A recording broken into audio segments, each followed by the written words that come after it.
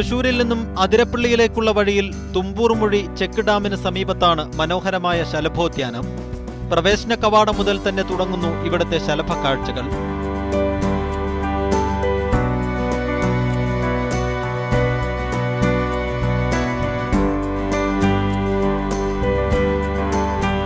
October November മാസങ്ങളിലാണ് വിവിധയിടങ്ങളിൽ നിന്നായി വിവിധ വർണ്ണങ്ങളിലുള്ള ആയിരക്കണക്കിന് ശലഭങ്ങൾ ഇവിടേക്ക് പറന്നെത്തുന്നത്.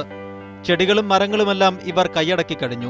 നീലക്കടുവ ഇനത്തിലുള്ളവയെയാണ് ഇവിടെ കൂടുതലായും കാണപ്പെടുന്നത്.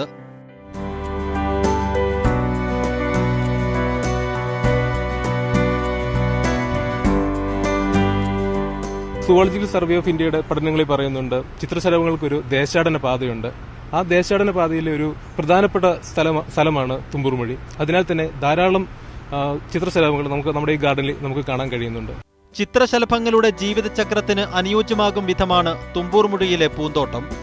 പശ്ചിമഘട്ട മലനിരകളിലെ പകുതിയിലധികം ശലഭങ്ങളെയും തുമ്പൂർമുഴിയിൽ കാണാം.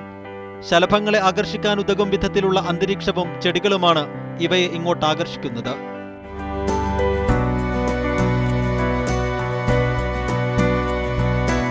പൂക്കളെ പോലെ പാറുന്ന ഇവർ നവംബർ അവസാനം വരെ ഈ ഉദ്യാനത്തിലുണ്ടാകും. തുമ്പൂർമുഴിയിൽ നിന്നും ക്യാമറ പേഴ്സൺ സഞ്ജു പറ്റമലിനൊപ്പം അഫ്താബ് റഹ്മാൻ, മീഡിയ 1.